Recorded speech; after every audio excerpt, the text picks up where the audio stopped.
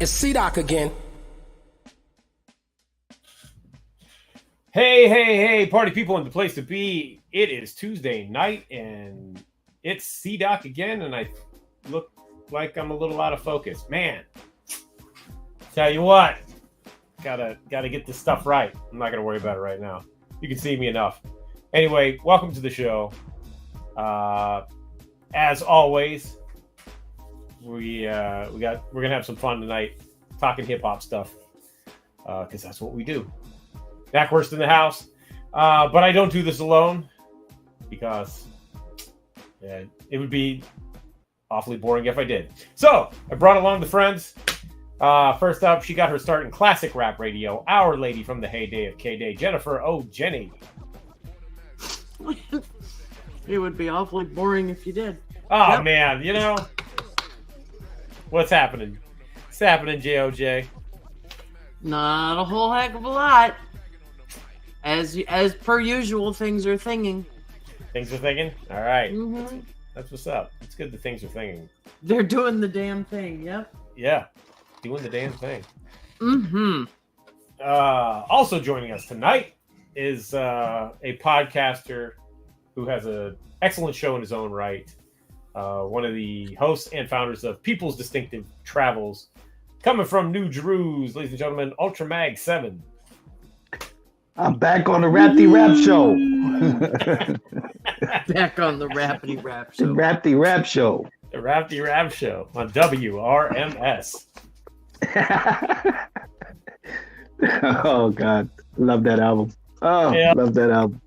It's chock full of goodness. What's up? Yeah. What's up, man? How are you? I'm good, but I have to tell you, I'm sorry. I didn't do my homework. Yeah. I couldn't bring myself to do it. I did mine, and Oh, good. I stand corrected. Yeah. No, not straight up suicide. No, That wasn't the homework? What was the homework? it was Dell, both sides of the brain. Oh, that's right. Both sides of the brain. Yes. What am I missing? Yeah. A lot of great stuff on there. But I'll tell you this, I can see why when it came out, I wasn't feeling it.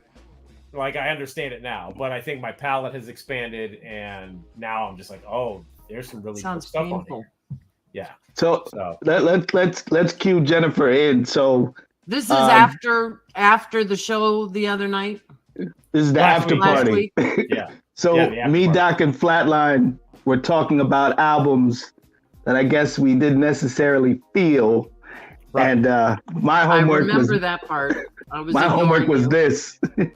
Mhm. And then we gave Doc Both Sides of the Brain by Del the Folky Homo Sapien, which that's my favorite Del album. Actually, that and I Wish My Brother, I don't know. I don't know. Depends on what day it is. But my only issue with that record is it's really long. There's a lot of songs.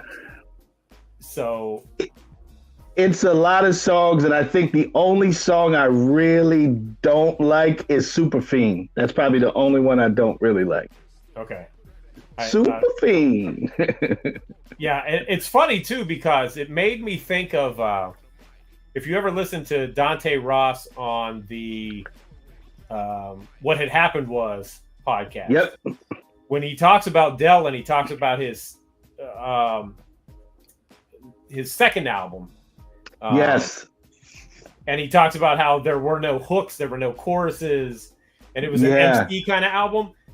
Both Sides of the Brain feels like that to me because it was a Hyro Imperium record, and it feels like an MC album because he just raps a lot. You know, like there's a lot of rhyming. The verses are real long, and and the songs keep going and going. I was like, wow, okay. So, but there's a lot of dope stuff on there that I didn't recognize. So yeah. Thank you for having me revisit it. Yeah, it was definitely. If it's Del, I'm your guy. Word up. Yeah. Yeah. That's it. That's all the fun stuff you missed when you left us last week, Jenny. Yeah. I didn't miss a lot of it, but I guess I missed some. I was at one point ignoring you, and then I got off. Yeah. Oh well. Oh well. Oh well. I was just listening to all of the. There was a lot of chatter going on, so I don't blame you. I don't blame you.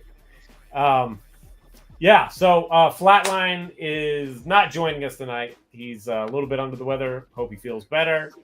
Feel better, Flatline. Yeah, man. Yes. So we're gonna get into it. Our guest is an MC, and he does a lot of teaching, hip hop related teaching.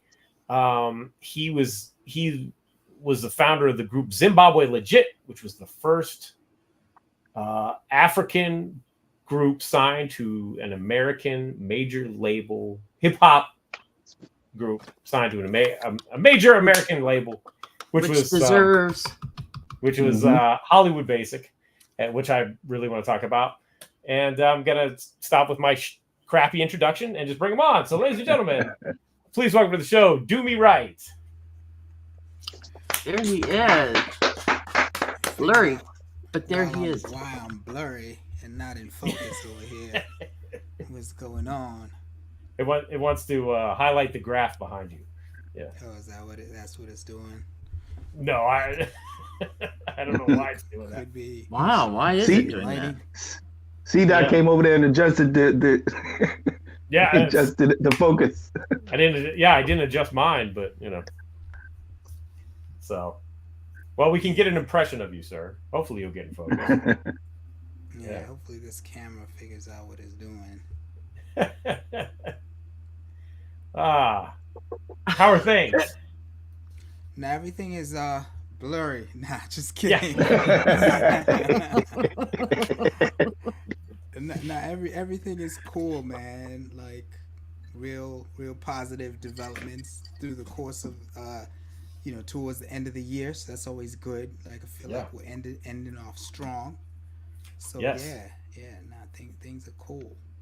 And we want to talk about, of course, the you have a new single out through a little label called SpitSLAM. We know a couple things about, but never heard of them.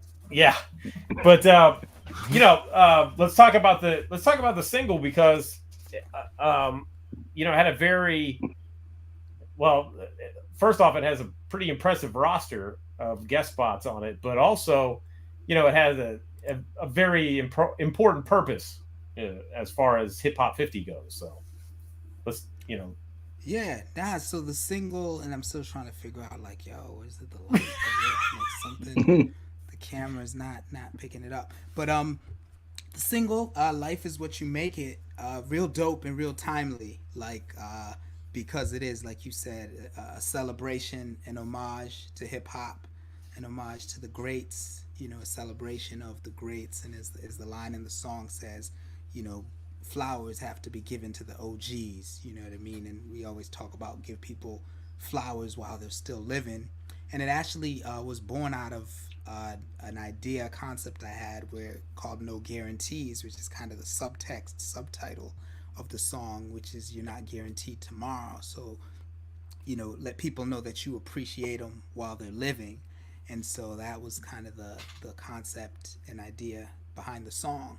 And the way it came about, at least, the single version, I was talking to Chubb Rock, and we've worked together in the past. So he blessed a song on the House of Stone album called Wake 'Em Up that I did with him and Vast Air. And that was like the first time we collaborated, and he was just like real cool, real chill, and obviously, totally dope, right? So it was like great having him on the record. So I was like, yeah, he'd be great on this song that I have in mind. And initially, I had the hook, and I was like, sounds like one of those things where if Chubb Rock spit the hook, it would just set it off. You know what I mean? He was on We Don't Need No More Trouble. Hey, focus. Hey, figured it out. We're back, and we're back. So he was on the song called we don't need as well. And so I was like, you know what? Let me have him just hop on the hook and see what he's gonna do with it. Oh yeah, and a big reason too, because when I was a freshman in college, like back in the '90s, Virginia Tech represent. Every party treat them right, banging, right? Yeah. Just the two of us came right on the heels of that.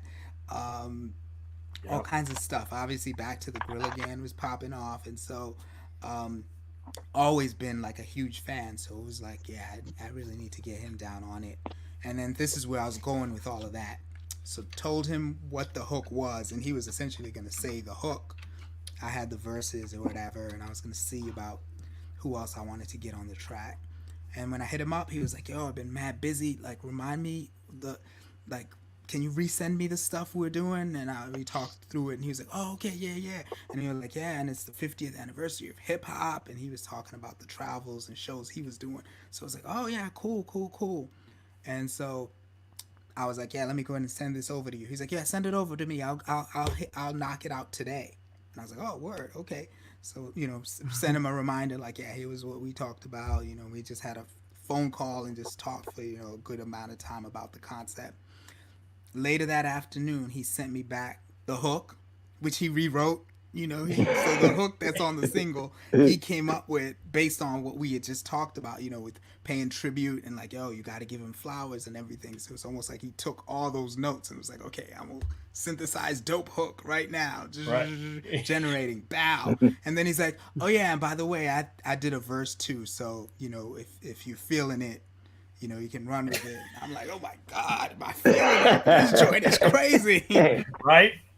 And then I told him the verse that I had written, I was like, hold up, let me go and do rewrite, right? So it wasn't a total, like, I'm going to throw it away, but I was like, based on what he's talking about to align and continue the story, right? Yeah. Chapter 1, Chub Rock, Chapter 2, Dumi, right? It makes sense for me to like, adjust and kind of like line up with what he's talking about, like directly, just so it flows. Did that, and I talked to YZ because that's the other cat I've worked with a lot. Have a history with him going back to the days like post Hollywood Basic. Yes, indeed, thinking of a master plan. He's the one.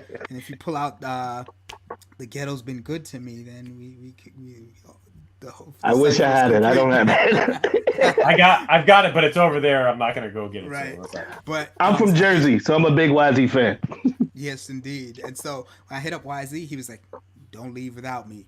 Don't let the plane take off without me. I'm in," or whatever. I was like, "Dope." And so he put it together. And again, having what Chubb had done, what I did, he perfectly bookended it.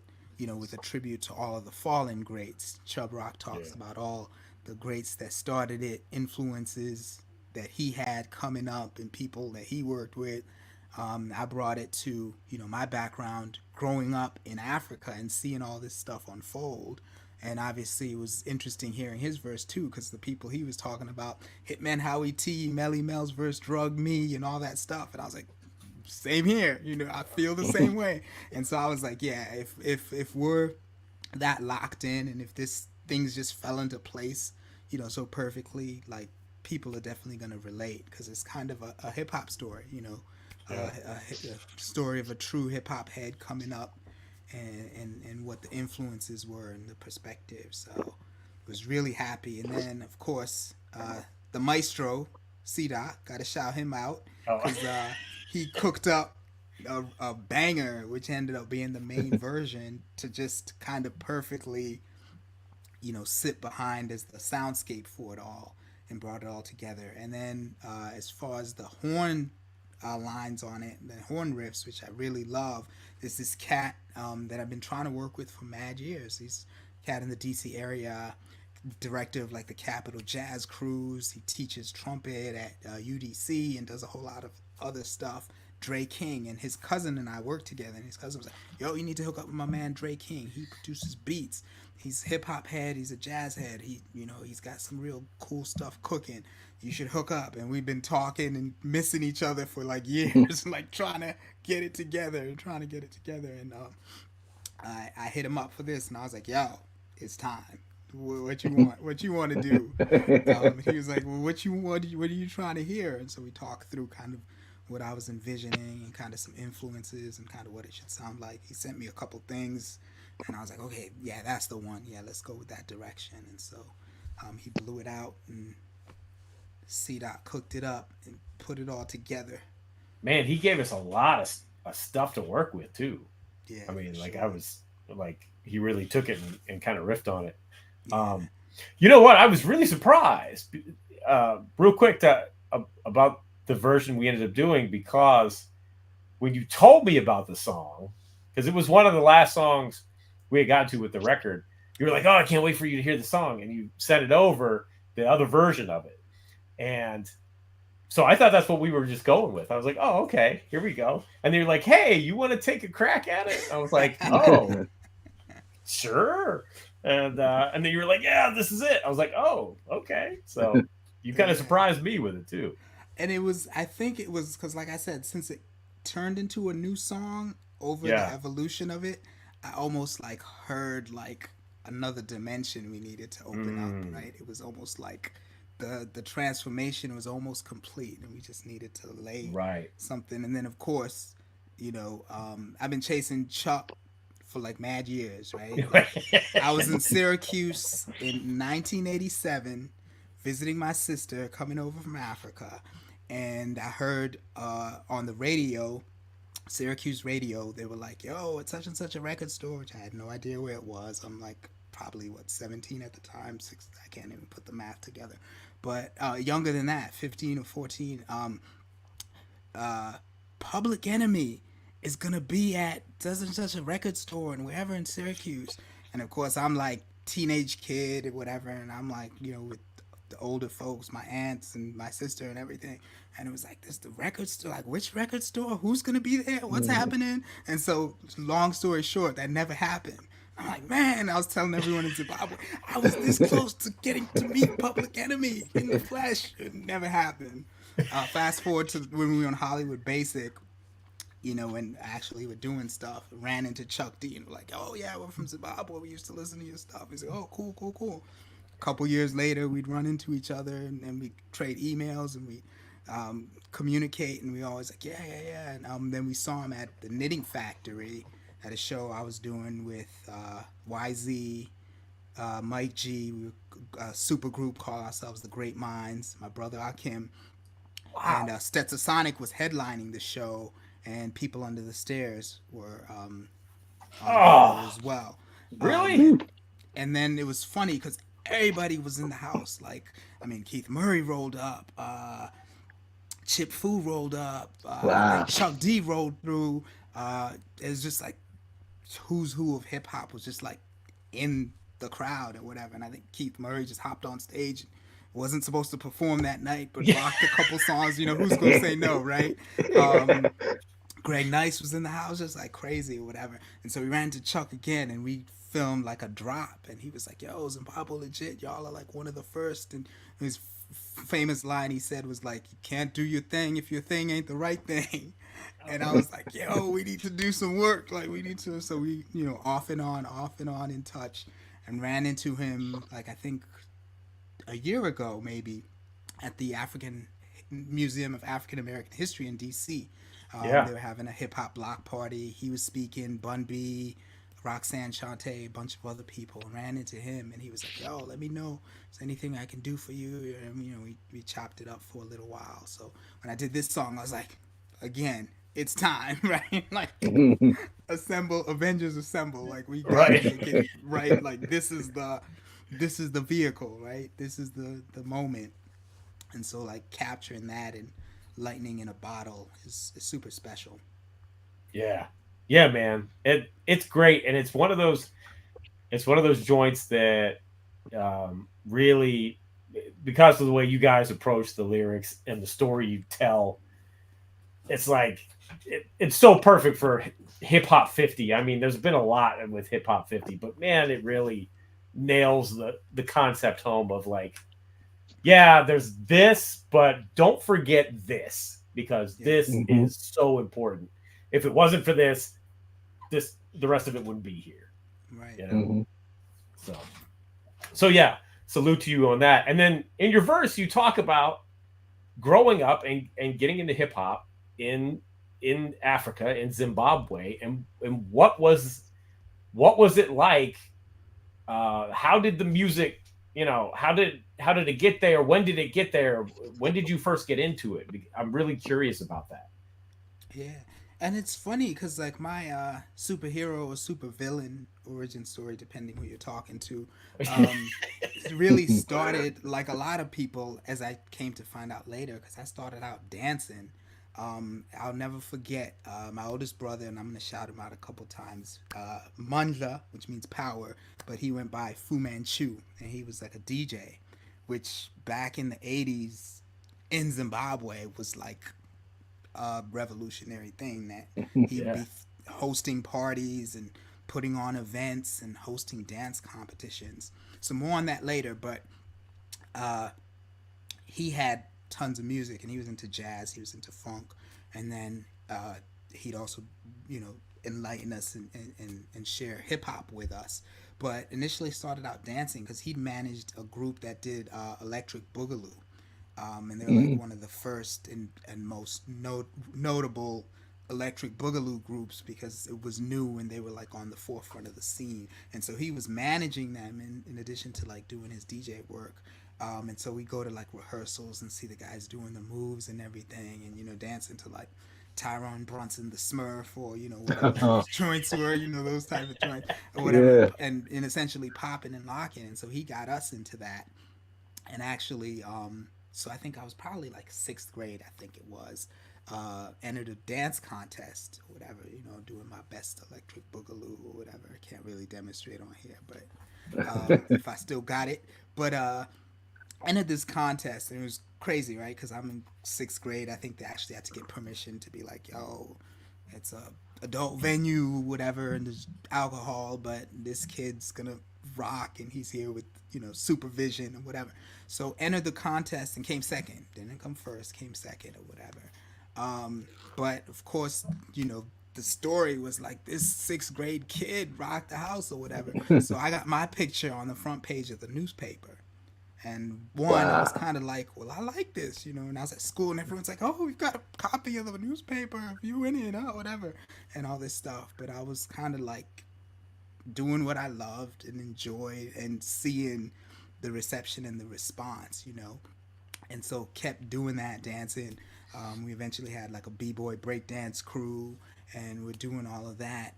And then as folks started to get into rap, so this is like still mid earlier 80s or whatever, started kind of writing. But I don't know if you remember that first time you recorded your voices, but now it's kind of ubiquitous, right? People record voice notes on cell phones, but you have that tape recorder or whatever, the elongated journalism tape recorder. Put the cassette in and record, and I heard my voice back, and I was like, oh, Yeah. I don't even sound right. Like, so I'm just gonna go back here and just write these rhymes. And I'm not gonna say them for anybody, but that's kind of how I started getting into it. And at that point, my brother was doing like musical stuff and like working with producers trying to make songs, and my cousin was doing that, and they even got some stuff jumping off on like the local radio station. And then as far as hearing the music, through my older brother, again, shout out, rest in peace, Fu Manchu. Since he would DJ and he had connects like in the UK primarily, couple connects in the US, he'd get all the latest dope, all the dope records and everything, and he'd just have stacks of wax or whatever. And especially if like a party was coming up or a gig was coming up, like he'd be like, oh yeah, this cat sent me all his records, I got this other bunch of records or whatever, and they just be in the living room, and so we'd be pouring through them, and it'd be like the loose ends and soul to soul and stuff like that, and Daz Band. But then it was also like, oh wait, Run DMC, oh okay, and then it was like Eric B for president, and it was like, oh, and I forget, it was like a single that had like Eric B for president, a Roxanne song or whatever. It was like the compilation disc or whatever. And then also there was a series out of the UK called Electro Funk. And I think they went from volume 1 to like volume 30, but it had like Captain Rock, Pumpkin, the King of the Beats, all like classic joints. And so we just sit there and just be immersed. And, to us, it was just like, yeah, this is what's popping, but we were getting slices of the greatest through that. And then he'd have like tapes recorded and be like, yo, my boy in the UK sent me a tape of Westwood, Fresh Start to the Week or something. So we'd be listening through that and be like, oh, Stetsasonic. And I remember hearing Brooklyn for the first time on those cassettes. And so we were really getting like the best of the best, because the alternative to that was just like the local radio, which had not embraced hip hop at that point. You think mid 80s Zimbabwe. So we were hearing Whitney Houston and Madonna and Elton John and the Pet Shop Boys and Rick Astley 30 times a day. But no, they weren't bumping, LL Cool J. So we'd have to hear it through these sources. But luckily we had a conduit through my oldest brother, who had all these records and was in on the scene and was doing, a hip hop entrepreneur, throwing parties, they'd have events, different, like the state fair would happen and they'd have like a dance contest or a party, or, doing different stuff at different nightclubs, like independently promoting events. And so I also got a window into kind of, being like a hip hop independent promoter and entrepreneur through him. Yeah. Wow. Your hip hop origin story is better than probably 90% of Americans. Yeah, right? Yeah, you have a great origin story. I appreciate that.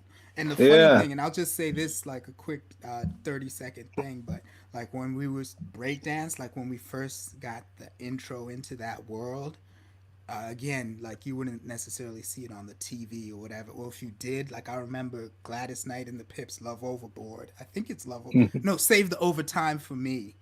And there was B-boys in that video. I can't remember if it was the New York City Breakers or it was just some B-boys. But every time that would come on, we'd be like, oh, because we wanted to start breaking. I remember, what was it called? Break Control. That song, when that came out, Street Dance, and we like go crazy, and because that's like the little inkling of little sliver of hip hop that we'd get to see. And so when we had our crew, and we'd go downtown, this area called First Street, kind of the main drag in the city, and we'd battle this other crew, and a lot of times we didn't have a boombox or beats or anything, and it would just be battling, breaking, like in this little store walkway that had like a smooth kind of floor or whatever, no music, people would gather around and just be rocking, just right there, just doing it. And then I remember when Beat Street came out, I said 30 seconds and it's like 3 minutes. But no, go ahead, come on, man. Please, go ahead. I remember when Beat Street came out, and that was it, right? Because that had everything in it. There was, graffiti, which we weren't as much into. We probably get hemmed up in a bad way doing that over there. But the dancing to the DJing, and we didn't even necessarily know who all the greats were that were in it, but we just knew it was a thing. And this is before like the VCR or like getting commercial movies on videotape or DVD, way before that. And so if you want to see it, you had to go to the theater. So we watched it. I probably saw it like 8 times in the theater. And after like the 3rd or 4th time, we were like, the movie ends. We got a captive audience, all these people, so we can do our best moves, and get some shine right there. Like, let's do it. And like the first time we did it, security's like, hey, Fana, yo, young man, get out of here, little boy. Like, what are y'all doing? Get out. We're trying to clean the theater for the next movie. And we left. And the next time the movie played, we came back, and at the end of the movie, we went like, yo, we got about 3 minutes before they kick us out. So what's your best move? And so we did that. They're like, get out. But then a funny thing happened, because then people started clapping and cheering and making a circle and being like, oh, whatever. And the security was like, oh, okay. And so the manager of the theater was like, oh, we want you guys to come back. and do this after every showing, or the Saturday, primetime matinee. Come back because it sounds like people appreciate it. Here goes some free tickets. Get yourselves an ice cream. Like we want to have you guys back. And so it was hilarious because they went to them kicking us out to being like, nah, please come back. Right. You're hired. Yeah, wow. That was like the initiation into it, like before we even started like rapping heavy and getting into like, oh, we need beats, we need this and that. And it was just like we were just fell in love with the culture, and just getting exposed to it and learning about it. Yeah. So you went to college here in the States? Yes, indeed. Okay. So I came over to put it in the timeline, 89, 1990, the summer of 1990, I came to the U.S. with goal of going to college, Virginia Tech represent, like I said, but also obviously heavy on the mind was working on music and trying to make something happen. We'd actually tried in Zimbabwe to like make inroads. We had demos and gone to like some rudimentary studios, had some folks that had like kind of like the Casio keyboard that has the nice beat pattern and you can play a little keys. So we did some stuff like that. And so we'd gone to there's really only one record company that kind of did all the local artist music, but they totally didn't get it. And we're talking 88. They were like, right. What are you guys doing? You're talking on a beat, on over music. Like, oh, why are you trying to sound like the Americans? You must make stuff indigenous to your culture. This is the Western music. You need to make like y'all just. And so we hit at that point. Again, same thing with the music. If you want to hear it, it was kind of imported, right? You heard it through friends, through connections. You'd hear some stuff on the radio every once in a while, see a video or two, but never anything like continuous or like pervasive.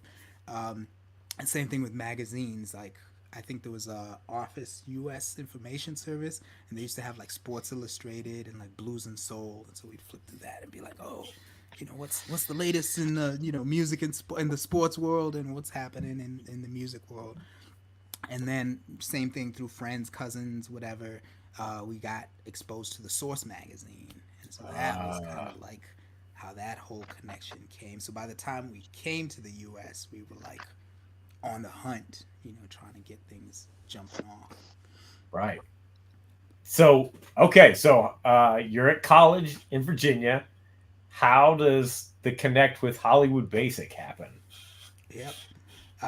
So we jump in, it's like a movie, jump into the middle of the action, and you see this kid in college, and it's like, well, you're probably wondering how I got here. So right. Let's go back to that moment. So with the Source magazine, had it and got, a couple issues here and there. Like, of course, this is early days of the Source, primarily black and white color covers, but inside black and white still. Yeah. And it was a column in there by a man, rest in peace, Dave Funkenklein. Yeah. And it was called Gangsta Limping with Funkenklein or whatever. And his big thing was he'd always be like, yo, big shout out to all my, international hip hop family. What's going on in your area? Send me any hip hop noise, updates, details. And he had the Source address to like holler at him, right? He wasn't emailing back then, or Zooming, or WhatsApping. So right. Like send a letter. And so we're like, why don't we send the man a letter? So we wrote a letter, and we were like, yo, we're out here in the motherland, we're rapping, and we're a group, and we're talking about the African continent. It was also the Afrocentric era in hip hop, and so we were like, hey, a lot of artists are talking about Africa and back to Africa. We're right here, as somebody said in one article, Zulu Nation, like we were living right next door, like, you know what I mean? Like, we were in Zimbabwe. And actually my real last name, government, if you will, is Ndlovu, which is in Ndebele, which is sister language to Zulu. So when we were talking about Zulu, like, I mean, that's, my mom is from South Africa, so that resonated. Like, hey, this is us. You know what I mean? We're part of this. So anyway, you know, send him all pitch of like, hey, this is what we're doing or whatever. And he wrote back and was like, one, he sent like a bunch of promo records, which was dope. Like, I remember getting Queen Latifah. Obviously, I'm pretty sure Jungle Brothers. And he was working at Red Alert Productions as well. So he was sending all like the promos and everything and singles. Jungle Brothers t-shirt, I recall. I think even like a Red Alert production swag. Wow. But he said, oh yeah, you guys are rapping? That sounds interesting. I'd love to hear what you're doing. And we're like, oh, the door's open. The door's open. And somebody's checking. You know, so the initial correspondence, you know, back and forth over weeks, months, you know, obviously snail mail, switched from, hey, we're over here, you know, what free goodies can we get, to being like, hey, wait, now this is an actual, you know, because he'd also big up what was going on when people would write in. He'd be like, yeah, my family out in, you know, whatever said they're doing this, and, you know, there's this scene happening. And so we sent him that. But he was like, yeah, let me hear what y'all have got, what you got. So we took, you know, a little rudimentary demo that we put together and sent it over to him. Like, yo, gonna blow his mind. Yo, we got this heat, you know, produced real basic Casio style, whatever, you know, but the whole concept and vibe was there, right? Because our whole thing was, we're on the continent, we have a unique perspective on how we came up, on what's going on the struggle for freedom, you know, bearing in mind that a lot of countries in Africa were colonies and had to fight for freedom and independence. We felt that struggle that the countries, you know, had gone through, closely mirrored, you know, the struggle, obviously in America, through civil rights, and fight for equality. And South Africa at the time still wasn't independent. I remember traveling to South Africa and experiencing, you know, some of that discrimination and seeing the signs, whites only, and this, that, and the other, not being able to stay at different hotels. And obviously a lot of people had it much worse, but kind of just being firsthand a witness to its effects and what it was doing. So we kind of had that as a focus in our music. And so we kind of let him know that's kind of what the angle we were coming at. And I think that resonated in his mind with like, oh, okay, this could be something. So anyway, he got the music, and when he wrote back, he was like, yeah, I didn't know what to expect when you guys said you were rapping. Like, I had no idea. He's like, but this is actually dope. Like, this is real cool. And he did say, like, in order for us to do anything, you guys kind of have to be in America, because especially back then, right? It wasn't going to be no mailing cassettes long distance or whatever. And so he was like, hey, if you ever come to the U.S., you should look me up. I'm at Red Alert Productions in New York City on 29th Street or whatever. So, you know, we should chat more, you know, should that happen. I was like, aha, guess what? I forget if it was 12 months or 9 months or whatever. I'm going to be in America to go to college in Virginia, but Virginia to New York's a lot closer than Zimbabwe to New York. So, hey, let's make this happen. And matter of fact, our uncle lived in upstate New York in Binghamton. And so we were real close, you know, striking distance to New York City. So we knew, like, okay, we're going to be here, whatever. So we set up a meet, you know, once we landed, we were like, got in contact and like, hey, we're actually here, you know, we can come through. And he was like, yeah. And then by that time too, we'd had refined demos, had gone back in the studio, had gotten with like some musicians to put some, you know, African percussion and sample some, you know, African beat, you know, drumming and different sounds and elements, flutes and mbira and different things into the record to kind of refine the concept that we had early on and put some, you know, some muscle behind it musically, kind of enhance it. And so when we did end up, he was like, come, you know, got on the Greyhound bus, you know, had the dashikis and mad beads and everything. And my uncle was like, "No, put on a bomber jacket over it, because you're gonna get robbed, looking like you just came into town, looking like the next tourist or whatever." So anyway, we met with Dave in person, met him for the first time at Red Alert Productions, sat and talked more about the concept and how we evolved it, and then played the music. And he was like, "Yeah, now he's like, I knew y'all had something. I wanted to meet with you, but he's like, yeah, this is real fresh." He's like, and he'd been thinking about it too, since he knew we were going to be coming up. And so one of the first things he said was, "I want to take you to meet this new group that's coming up called the Black Sheep." He's like, because there's this producer called Mr. Long, and he's really dope, and he'd really put together some dope beats that would go real well with what y'all are talking about and with your lyrics and rhymes. And so we went over to like Mercury Records that same day, introduced us to the Black Sheep, met a couple executives at Mercury, and you know, Mr. Long's like, "Oh yeah, I'm gonna loop something for you." And we're like, "What does that mean?" I think it means you hook up a beat, right?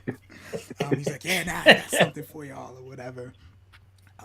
So yeah, that's how it started to unfold through that. So even before, this is like the summer, and then I went off to college and then came back to New York to like record, you know, once he got things figured out. And it was like, okay, the label has interest, but we need to cut some demos, hear what that sounds like, because he was also like, let me get some of these dope producers, you know, that are on the forefront doing stuff. With Mr. Long on one hand, Phase 5 Solid Productions that he also had working on the Lifers group. He's like, let me pull in some dope tracks and see what we can hook up. And once we recorded demos, so after that, you know, he moved to Cali. He had to get set up, establish Hollywood Basic. He was like, he's got a couple groups signed that he wants to put out. And group you might have heard of, Organized Confusion, obviously. Lifers group, I think, was the first group that dropped on the label. But you know, we were in line, and once they heard the demos that we had done, the initial demos, they were like, "Oh, okay, let's go ahead and do an EP and see what that can do."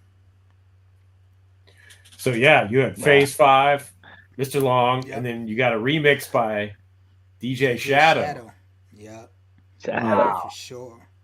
And I shouldn't like make it like this whole time I've been talking, I'm making it like it's just me, myself, and I. Obviously, my brother Akim, big part to play, you know, creatively, musically, and we kind of conceptualized what Zimbabwe Legit was all about together. And he was also older than me, so like he had started out, you know, in the rap and music and everything like that. So I think together we had like a really strong concept and idea, and even with the Shadow remix around like incorporating elements of African music over break beats, and you know, just how all that would come together to kind of, I guess, encapsulate what the group was all about, if you will. Right. So you guys, they put out the EP. Were you working on the album already? We had started, you know, because there was songs we were working on, and it's like, was this going to go on the EP, or was we going to do this for full length? And so there's more songs than EP, but it's like, okay, these are the ones. Because really it was like, well, let's do a single. And they were like, well, let's do an EP with a couple more songs just to kind of give people like we got a couple dope producers at our disposal. But also, like, let's give people like kind of some different views of the types of things, you know what I mean? So it's not just a single. So like, let's do an EP. And at that point, like, too, we were super brand new to the industry. So like LP, EP, you know, maxi, whatever you wanted to, just put it out. Like we're gonna be on record. Like our most, I always tell people, our biggest understanding of how the music industry worked was EPMD, please listen to my demo. So when we were going over to Red Alert Productions to meet Funky Clan for the first time, we had rehearsed. We're like, okay, we're going to play the beat. It's like, yeah, basically make sure you're nodding your head, like we're feeling it. And then we look at him and we'll be like, where do we sign? That's what Eric and Paris said in the song. So we're like, yo, where do we sign? We figured that's how it worked, right? You play the demo, that's what they said. They played the demo, and everyone had grins on their chins, and they were happy. And they were like, we're gonna be stars. Did you meet Ron Resnick and his father Chucky? He was not Oh there. man. He was not there. Oh my gosh, that's great. That's hilarious. Yeah, that's got to be the. Well, I don't know. You never know. If you were the only ones that ever took that demo or that song to heart and followed it as a blueprint. Yeah. Getting a record was deal. The blueprint. That right. Was the blueprint. But it was crazy too because I think like now, if years later when you're supposedly older and wiser, right? But we tend to be more conservative and cautious. Not conservative in that way, like conservative and like, oh well, I'm not just gonna take a chance and throw caution to the wind. I'd have never thought like, oh yeah, I'm gonna write a letter to this guy and he's gonna end up going, because I mean he could have just stayed at the source, right, and nothing else may or may not have happened. But the fact that he was going to start a rap label, and the fact that he was interested in what we were trying to do, because that was the whole thing too with Hollywood Basic. He wasn't trying to do the everyday, all day, run of the mill. He was trying to do different stuff, and so Zimbabwe legit fit that agenda real well. And if I had second guessed him, well, he's probably not going to listen, or nothing's probably going to happen. It's just like, hey, who knows? We might be. Where do we sign? You know what I mean? We're just thinking, anything can happen, and just having that attitude of like, hey, let's do it and see what we can make of it. And that's kind of a refreshing thing that I noticed as I work with younger folks in the music biz. They don't, oh, well, you got to go through this and you got to do this. And I'm just going to make the music. I'm going to drop it and I'm going to put it out and I'm going to go chase around everybody and I'm going to, push it hand to hand and get people excited about it. And you're like, well, you need a marketing budget of at least this. And like, nah, I'm just going to do it. And that hunger, that, that hip hop attitude of, I'm just going to make it. I don't need anything special, like backing wise. I can do it all on my own, just having that bravado, that confidence. That's hip hop. You know what I mean? That's what we always do. We take nothing and all of a sudden we've made something out of it. Yeah. Yep. Wow. Okay, so go ahead. Go ahead. No. Go ahead. Oh no. I was just going back to what he said about the source. It's so weird.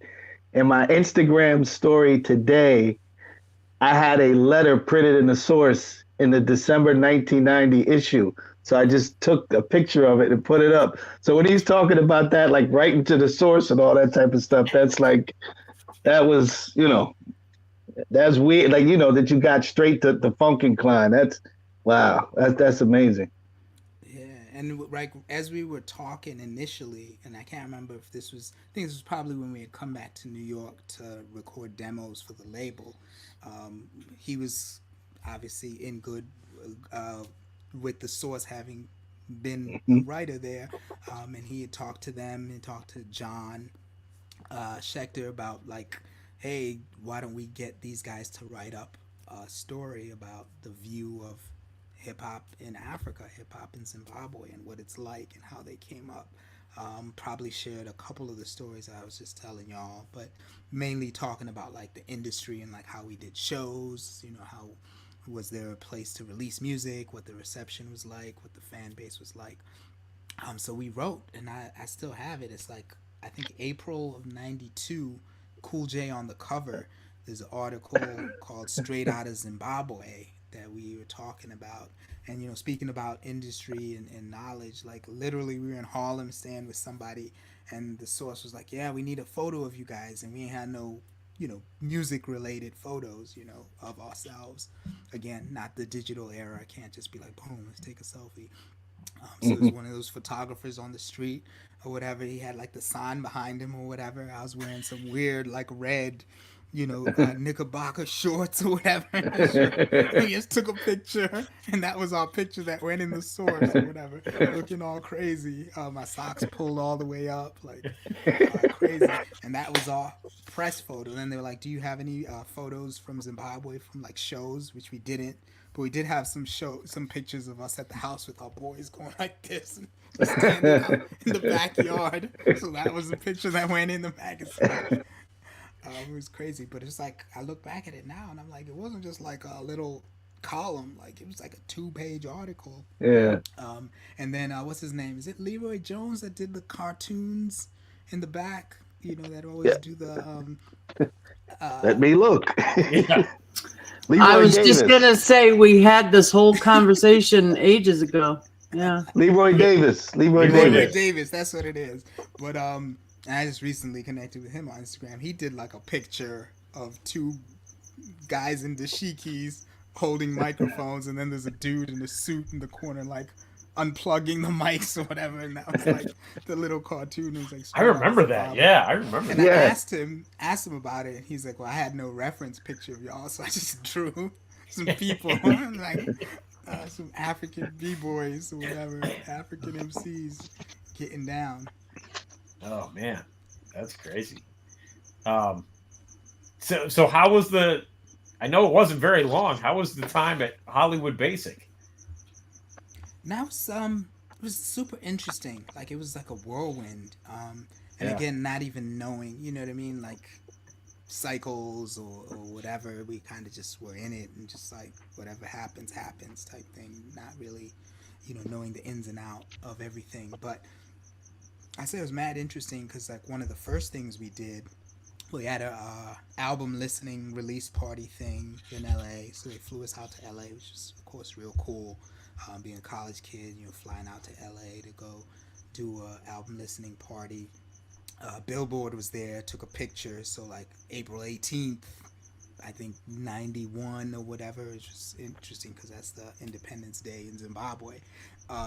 Billboard put a picture of us in there, like a rap artist Zimbabwe legit at their debuts. That was like real cool and like treasured moment till this day to be like, yo, we made it in the Billboard. But shortly after that, we Hollywood Basic was launched. It was doing a partnership with a distribution company in Japan, and so they were having like an album release party with out in Tokyo, and so they flew us to Tokyo with Organized. So we were like on the plane with Organized going over to Tokyo to perform, at like our first set of professional shows. We'd performed, many times before that, like I said, Right. since being in like grade school, but like actually in a produced show with proper, big, large sound system and, paying customers coming in to see Zimbabwe legit, Organized, and all of that stuff. Doing radio interviews, TV interviews. So that was like, baptism of fire, if you will. Yeah, right. Just getting thrown right into it, but also learning, right? Like seeing, how Organized gets down on stage, going to clubs, and they'd be like, yo, we got some people from the US here, you're gonna grab the mic and freestyle and whatever. And so, and I never really doubted my skills, so it wasn't like a thing, but it was like, oh wow, okay, I see how it goes. And having people take pictures. And then the rapper, MC, and also DJ, I guess, Takagi Khan, Yeah. he was doing work with the label, so he was also there. And obviously it was in his home turf, so he was kind of showing us around and taking us places and everything. But it was cool. And so there's things like that. Did some shows out in LA too, different places around town, and kind of rocking, kind of learning. But oh, there you go. But yeah, it was cool. And I think the whole, if I knew back then what I know now, like I would basically just like, okay, wherever the label says go, we go. Whatever they say do, we do. If there's nothing planned, we'll just chill.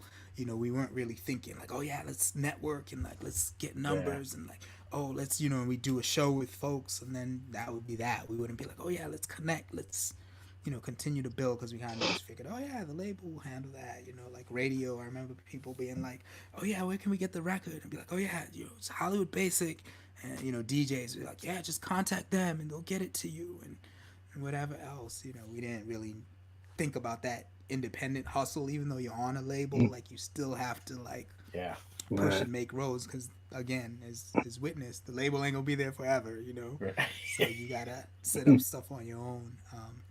So, and it was interesting because, like I said, since we didn't know, like, we didn't have, like, good management or legal representation or anything like that to be like, okay, this is what you guys need to do. Okay, for the full length, find out if they're doing this. So a lot of stuff was just like in limbo, like, okay, what do we do next? What's gonna happen next? How do we? I remember going to the record stores in New York City, because that was like what we figured we could impact.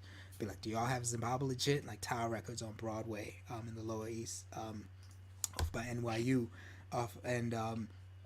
we'd be like, do y'all have Zimbabwe legit? They're like, no. We'd be like, oh yeah, y'all need to get it, oh whatever, and we're like giving them our pitch, and they're like, yeah, we just get what the distributors send us, like, we don't, like, I can't, like, or whatever. And we go in, and if we'd find it, sometimes it would be like in the international music section, and we'd like move the records and put them in the hip hop section. We'd go to the Wiz, same thing. We'd be like, your record's in the wrong place, move it over here, put it in hip hop. So yeah, just trying to figure stuff out. Stuff kind of evolved fairly quickly, and then obviously Funkenklein had health issues, that prevented him from keeping on, and I think it was, since Hollywood Basic was his brainchild, once he wasn't able to captain the ship fully, a lot of things, including us, were kind of just like, by the wayside. And then after he, departed, it was just kind of like, who's this? What do you mean? Right. It wasn't even like a, hey, we're gonna drop you guys from the label. It was just kind of like smoke, and we're like, so what exactly is happening? Where do we fit? But we had recorded a bunch of music that we were anticipating putting out, continued to record, and then in the summer, so I'd be at college. In the summers, I'd visit my brother in New York, and we go to like Washington Square Park. We go to like the New Yorican Poets Cafe. We go to like the Village Gate. I remember Bobito used to do a thing called Words. And so we just go and just try to hone our skills, perform. We connected with some folks who were like, yeah, you guys should perform, at some of these African events, and kind of bridge that gap between, African music and hip hop. And so we got some percussionists and some different folks, and did some things like that, and just try to keep it going. And they were kind of like, yeah, I'm guessing this Hollywood thing is kind of over. Like, even though no one has really said, that, but we're kind of, not there anymore. And so, but we knew we just had to keep going. And one of the realest things Dave had told us, I think us or me, before he passed, he was like, just don't stop. He's like, you'll, if you keep pushing, you'll make a breakthrough, like, one way or another. He's like, if you just stop, you'll fall off. But if you just keep going, you'll find a breakthrough. So that's kind of the principle I've continued to live by. Yeah. Wise words. Wise words. Yeah. Real quick, I want to bring on another special guest host who's joining us tonight. Ladies and gentlemen, you all know him, Mr. Chuck D. Oh, what a story. What a story, Dumi, right? What a story. Hey, Jenny. What's up, Ultra? What's up, Doc? I mean, what's up, bro? Just amazing story, just hearing the whole timeline, and the proficient artist that you are. And then also just hearing that, just the fact that, Dave Klein, Funkenklein, my camp was instrumental in setting up that office that Dave Klein operated from, because he was a part of the whole first management company that we had set up. And Dave Klein was a visionary that brought myself and Flavor and Red Alert, who also had an office in New York City at that time. And we were setting up to be a management production company to rival Rush at the time. But there was a couple of differing opinions in my camp that I won't go into. that took us out of that situation into the rush situation and abandoning the original plan that we set up. And I'm not going to get into whether that was a bad move or not, because that's all, water under the bridge. But Dave Klein really seriously took it hard. He was like, "Listen, that's messed up." And from that point on, my relationship with Dave Klein, although it was third or fourth party, it was stretched because whatever happened in New York at the time. Because Dave Klein was such a integral part of building something of our own that was going to look at hip hop going into the 21st century with the type of idea that we helped look at it from WBAU. Um, it was almost like going to be like a natural motion. And when I came back off one of the tours and we went a different direction, um, yeah, Dave Klein had his ideas, and Dave Klein took it to the next level and started Hollywood Basic. And Q-Tip, we had kind of signed Tribe Called Quest. We had DJ Red Alert Productions. We had Jungle Brothers. We had a bunch of budding situations. Matter of fact, we had a chunk of Native Tongues. Wow. But like I said, I was already in Public Enemy, and though I only could be in that situation when I came back home, and I was on the road all the time. So I just felt that every time I hear David Klein's name, I was like, it was an opportunity lost, because David, if he had lived, I mean, throughout the 90s, you'd have seen hip hop in a whole different higher light. And you was a budding recipient of a lot of that stuff that Dave was looking at, that he said he could take to the next level. His Dave was from the middle of Colorado, not even Denver, I think Grand Junction or somewhere like that. And he had come to New York with an appreciation for hip hop that no one in New York was really understanding at that time. He was looking at it from an outside looking in, like, I see this from a different lens, and I could take this to the next level. And yeah, I mean, Dave really seriously had a serious grudge about that happening, and rightfully so. All the way to his dying bed, man. He was angry about what happened with the split, or the direction to abandon the original blueprint and to go into that instead of building what he was a big part of. Yeah. And like I said, we had Jungle Brothers, we had Tribe Called Quest, we had a lot of people came through Red Alert, and a lot of that organization came through Dave Klein. So Wow. yeah, it's good to, and then to see that, I remember that Source issue, and Zimbabwe Legit was a big part of it, um, of the Hollywood Basic plan. It was all the way on the up. It was going on, it was soaring through, because it smacked everybody by surprise, like, where's this and whatever, and nobody had a grasp on it. And the idea that Dave had for it was really going to take it into the 21st century on its own terms and on you guys' energy. So yeah, I mean, look, he signed the Booyah Tribe, man. Nobody come in. There was no explanation for Booyah Tribe. And then he went into the complexities of organized confusion, and he had a different vision, man. So here we are in 2023, 2024, and the fact that you're a testament to his vision of seeing something that was going to take it in the 21st century. And here you are in the 21st century, still going at it. So hearing that story was kind of brought me full circle. Wow, I Yeah, appreciate cool. that. And it's interesting now because African hip hop is blowing up. And I'm thinking, man, we were just trying to get the record man to listen to our stuff. And they were like, man, that's Western music. And now it's like the biggest thing. Like, they'd have been like, what, 40 years ahead of the game if they had started with us back when we were trying to come up. But Yeah. sometimes it takes, the journey for people to realize and be like, wow, that is what those guys were talking about way back then, blending that African culture and influence with hip hop, which was like the most powerful force that one could harness. You know, if you're a Star Wars fan, it's like the kyber crystals, right? It's like that power energy source that can power anything and everything, and it's like harness it, use it, you know, for good. You know what I Yeah. mean? For change. Yeah. And that's what we believed in, and that's what's kept us going. You go figure that, you know, Africa is the, no pun intended, the mecca of the beats and the mecca of linguistics.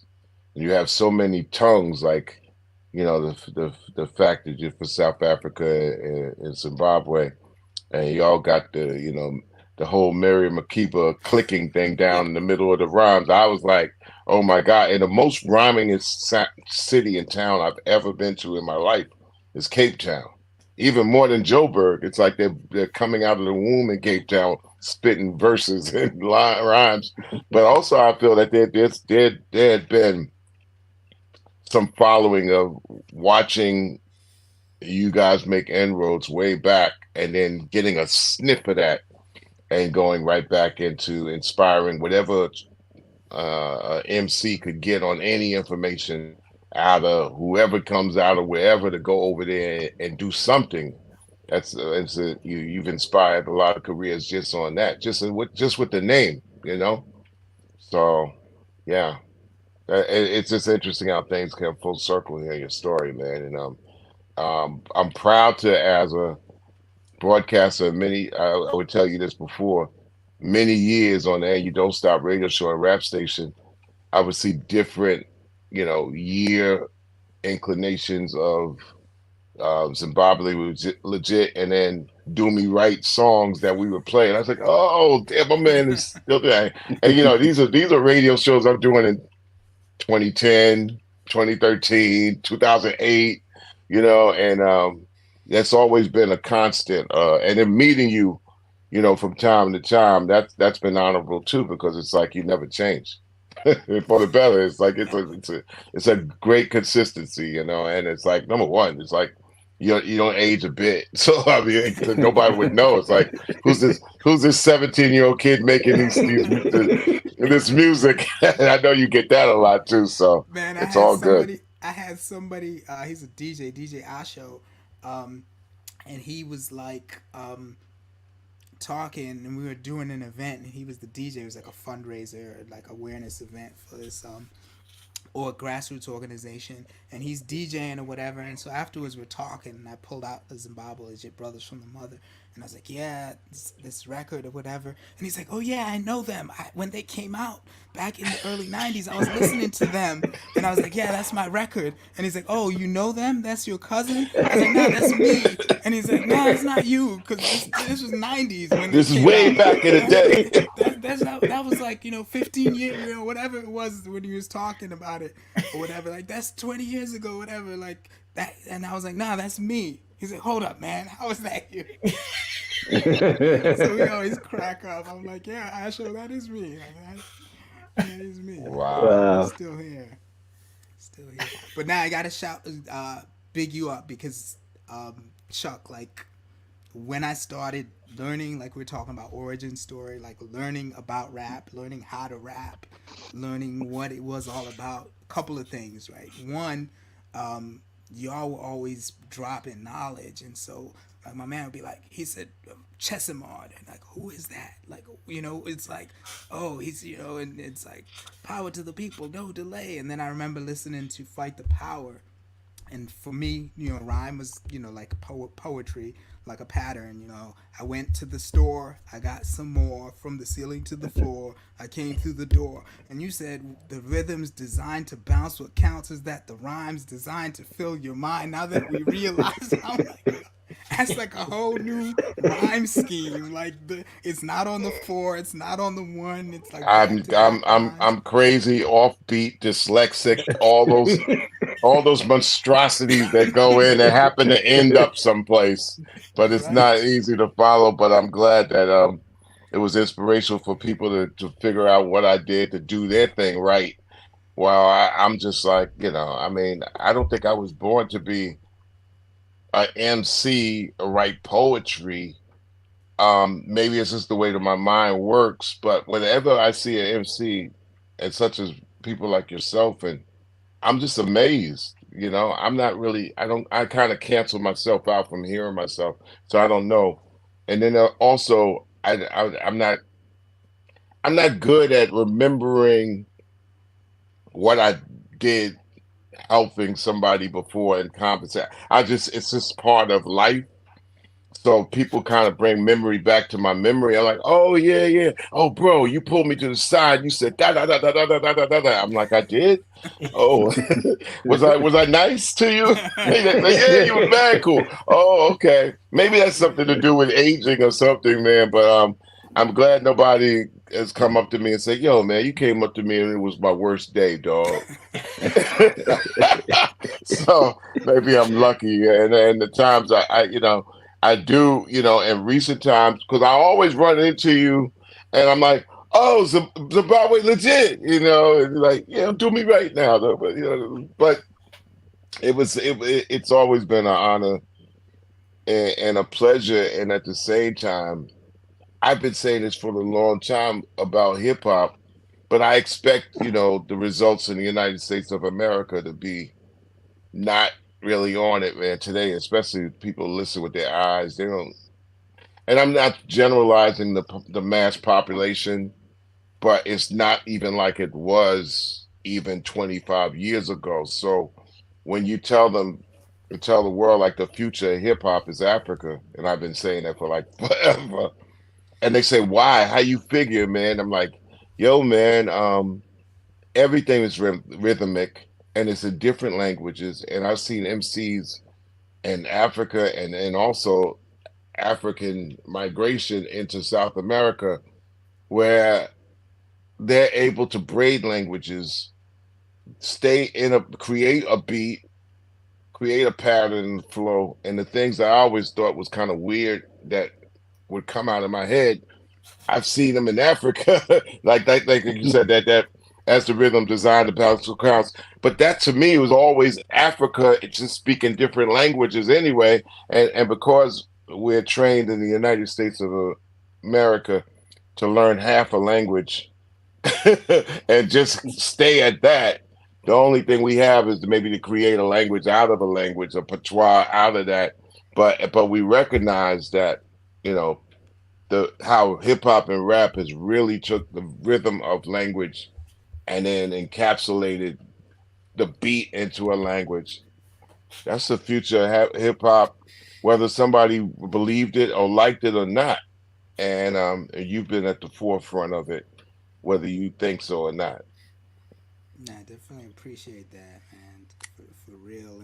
And also the other thing too, that we learned, I think, observing, you and the greats, and the folks that influence us, and the OGs that we gave flowers to on the Life Is What You Make It, is how to educate through the music, right? Because it was always like I learned something by listening to, you know, uh, the message, and I kind of got transported. I had a window into what was going on, and I remember listening to the message, and it was like a man with the total repossessed mark. And I'm like, a man with a what? You know what I mean? It wasn't what we were living, but it was like, and it's like, oh, I'm doing bad, so my mother's TV says you watch it too much. It's like, so you pick up some of the stuff, but you wouldn't pick up others. But it's kind of like, oh, they're relating their perspective, their truth, right? Their reality. And so the lesson I took from it was, I'm not gonna copy their reality. I'm gonna explain mine. I'm gonna share what I see, what I know. And a lot of times then you find the common thread. It's like a whole different city, a whole different country, a whole different continent, but you know what? We're all going through that same thing. We can relate. You know what I mean? We can relate to mistreatment. We can relate to trying to speak truth to power. We can relate to trying to make things better and getting pushed back from, the powers that be, and trying to make a difference. And so that was like probably the most valuable lesson I think I've taken away from all of that, is like, teach, explain, educate, like, share, like, don't replicate, educate. We've all got unique perspectives and stories, and so it's important, especially now, for folks to share that, that humanity, that growth, that development. I had it's funny because, like, I guess now with the internet, people will hit you up online and you can kind of see the effects and understand where things, you know, resonate or get light or get attention. But I had somebody hit me up and they was like, yo, I was in the rural areas in Zimbabwe. So I was telling you how we didn't have access to music in the city. He said he was in the rural areas and he heard Zimbabwe legit. And he said it was like he was so proud that we put the country, the name of the country out there for the world to see and make a footprint. And at the time, we weren't even thinking like, oh yeah, man, that whole country is in the name, right? Like that's Right. like a heavy weight to carry, but you got to represent it right. You know what I mean? You want people to be like, oh, Zimbabwe shit, yo, they disgracing us. So you got to hold that name high, hold yourself high. And so that's been real important in the growth, I think. And much respect to you, Chuck, Public Enemy. Like, man, we get some albums, but we wouldn't get, like, I remember my friend had Yo Bum Rush the Show, cassette. It Takes a Nation of Millions. I think somebody had a dub of a dub, but it was a C90. But that's a long album, so there was some songs that didn't even fit that I didn't even know existed until I finally got the full record, and I'm like, oh, I didn't even know Prophets of Rage was on this album or whatever. So you play cassettes. Did you played a lot of cassettes over there, right? Because you had the cassette boxes. And a big up that you also big up my man Khan Takagi over in a lifelong friend, one of the pioneers in hip hop in Japan, and he's still there doing his thing, man. So hopefully maybe you guys could reunite and go through Asia and get down. Yeah, nah, for sure. Nah, he's like one of the first cats that we met out there, and he showed us around and was part of that whole scene. So that was real dope. But yeah, it was all cassettes, man. There's TDKs getting a dub of a dub of a dub, trading it like baseball cards. Be like, yo, I've got the new LL, what have you got? Oh, I got De La. Okay, you can record my De La, because it was not like you couldn't go buy it. Like, it's either you got it from somebody who had it or you never heard it. What do you say to young MCs? What do you say to young MCs that actually come up to you and try to figure out, like, where should I go with my career? And they're like 20 years old, and everything that they see around there has been a tool that's just been around. They kind of take for granted. And they just think that, okay, I go on my bathroom and record, or my car, if I got one, and just record in there. And what I do from here, like, it's what do you say from your perspective as someone who's been doing a long time as a craft and an art? A lot of times I tell them, one, to like I was saying, speak their truth and find out who they are. Like, don't try to copy or follow along with the trends of what's happening, because chances are by the time you come out, that trend will be dead and forgotten. So don't jump on these bandwagons and be like, oh, everybody's rapping fast, so I'm gonna rap fast, or everybody's doing beats like this, and kind of do what feels real and natural. There's been some cats I know like rocking, and I'm like, yo, like, don't try to be like what's out there. Like, you've got your own story. Like, what's real for you, but also like kind of understanding where they're trying to go and what they're trying to do and how they can do it, and getting the knowledge from the folks that are out, that are doing stuff and that are making moves, that are similar mindset and trying to figure things out. Because like you said, sometimes cats are just like, oh, I'm just gonna do it, and magic, and it's like, nah, it's gonna be a struggle. You know what I mean? It's gonna be a lot of no's. It's gonna be a lot of doors closed in your face, and if you just fold up your tent and leave, you won't be around next year, like my man Craig Mack said. And then the other thing that's been to our benefit, and that I stress to folks, is like, it's so many different avenues. Like, don't necessarily assume that you just got to follow this narrow pathway, especially if it's not open to you. Like if it's a commercial radio, oh yeah, I'm gonna go to radio station day and I'm gonna sit with the DJ and I'm gonna let him, and I'm gonna go to this other commercial station. It's like, well, they got their formats, they've got what they do and what works, and so they're not gonna necessarily break it for you. So figure out other ways to do it. I mean, I rock shows at museums. You know, we did the Whitney Museum, we did Brooklyn Academy of Music. My brother Kim had a show there annually. It was called Hip-Hop Holiday, day after Thanksgiving, for years. I think he did like a decade run there.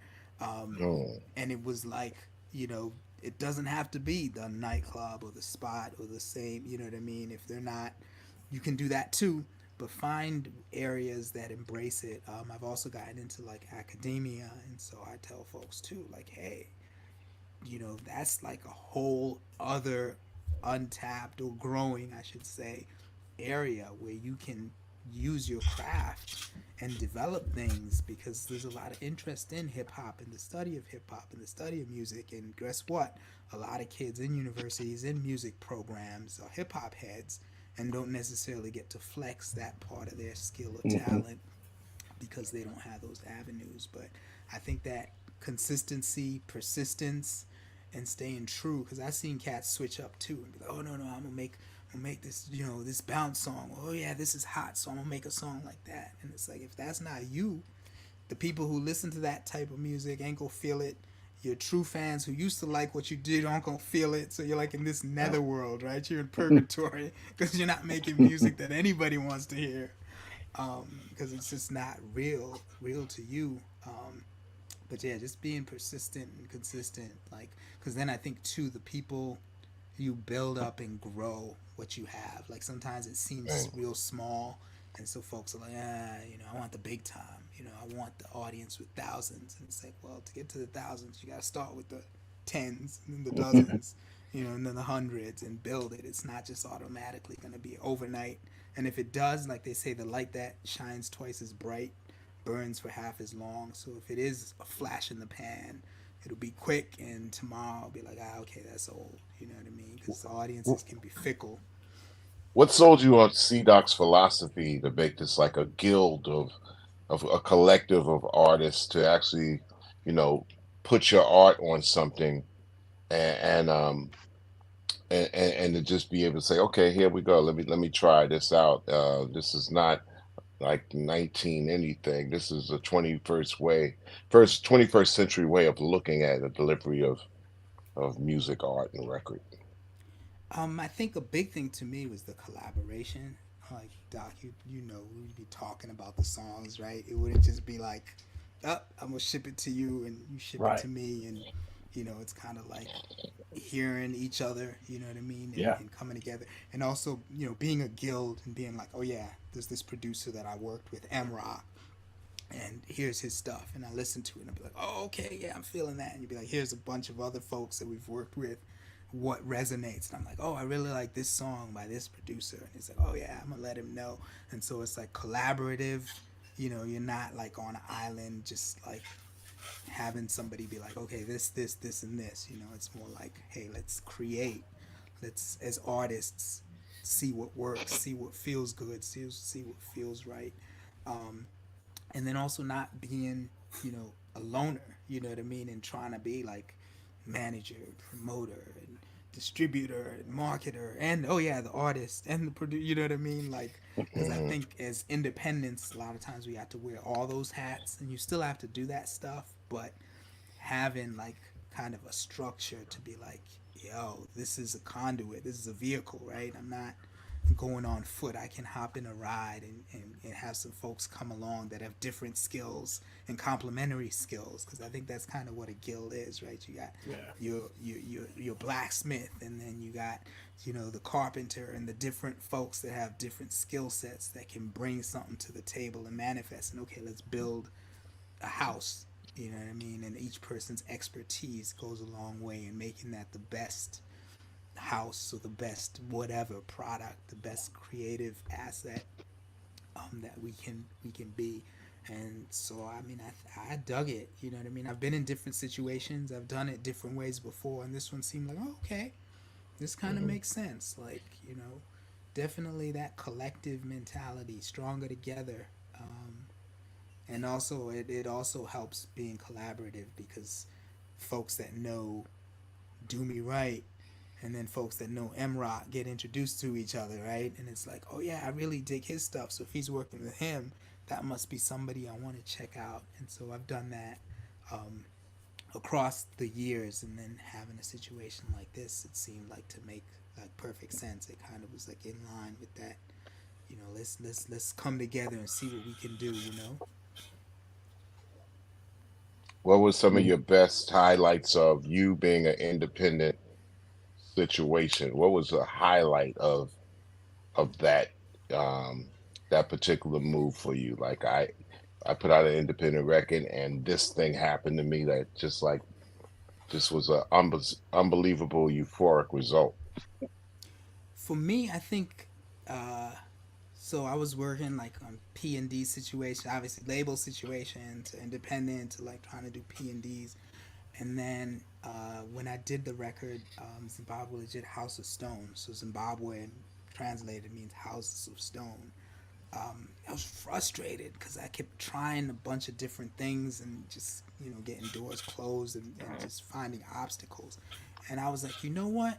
I'm gonna make the dopest record ever, and people are not gonna be able to say no because it's gonna have a who's who list of guests, and we just go kick in the door and like nobody's gonna be able to you know front on us or whatever. Like I was super frustrated because I had contacted people like in little independent labels and talked to them about what I was trying to do, and it was always like, oh well, if you were a bigger name and yeah, people aren't exactly familiar, all the excuses. And I was like, I'm trying to hear all that. So in the House of Stone, I remember I hit up, so back to YZ. Actually, he had offices next to the Source back in the day. He had 720 Louder, I think was the management company he was running. So we'd actually talk to him about, hey, we need management. We don't have like a good management structure. And he had moved to Atlanta, and I was going back to school, so we never connected like that. But we stayed in touch, and he had hit me up and was like, yo, let me know if you're working on anything. We should collaborate one day. And I was like, oh, bet. I'm about to start this project, House of Stone. He's like, oh, bet. What you trying to do? Let me know. And so me and him connected for this song called Vicious Circle. And once he got on it, like it was like a downhill, like all the resistance and everything, because one, people knew I was serious. I'm like, hey, I'm doing this new record. Me and YZ have this leading track on it, and this is what I'm trying to do. Zimbabwe shit means House of Stone, and we're going to be talking about, we're trying to take back, they say take back the night. It's like we're taking back the mic, because everybody just wants to grab the mic and say all this nonsense, but we don't take back the mic. And so people got excited by it, and it was like, the next thing I know, it was like, oh, let me hit up Prince Poe, organize, that we still have that connection. Then I hit up Stickman from Dead Prez, and I remember I was sitting on my couch, and I looked at my phone. I was like, I hear my phone ring. I got a voicemail. I listened to the voicemail. It's like, yo, this is Stick from Dead Prez. I want to talk to you about what you want to do on this track. So hit me up. And so like I'm like trying to call, and I got no bars in the house, whatever. The phone reception's not working. I ran onto my step and I called him. He's like, oh yeah, what's up? Oh, okay. And so me and him chopped it up, and I was like, oh, this is incredible. Like it's all coming, I was like evil villain, but on the good side, like it's all coming together like I had foreseen. So he got on it, and then like I told y'all, Chubb Rock, like it was crazy, like because Stick, I think we'd either run into or been around. YZ knew from back in the day. Mike G from the Jungle Brothers obviously had that connection and had interacted with him. I did not know Chubb Rock and had never met him, but he knew of us or whatever. And when I talked to him, so this is House of Stone album, he was like, oh yeah, Playboy, what do you need? Just let me know, whatever you need. All right, okay. And I sent him the beat. He said, oh yeah, that beat is dope. I'm gonna get on it. And I was just like, oh man, like I felt like I was glowing, like Bruce Leroy.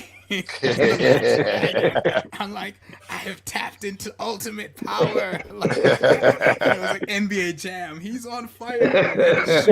On the other side of the court. And so that just gave me like extreme confidence, extreme, obviously, inspiration to be like, hey, I really, because I wasn't even with any kind of label, just me, myself, and I, just trying to pull all these people together. And after I finished that project, and I got a artist, Aniakin. He's done like crazy murals in DC. Like if you ever see the DC mural by Ben's Chili Bowl, or like the Marvin Gaye mural in DC. But he's an African cat, and me and him had connected and bonded. And I was like, yo, I need you to do some graphics of House of Stone, Zimbabwe legit. And so he put something together. But after that, I was like, yeah, you can't tell me no anymore. You know what I mean? I'm gonna find a way.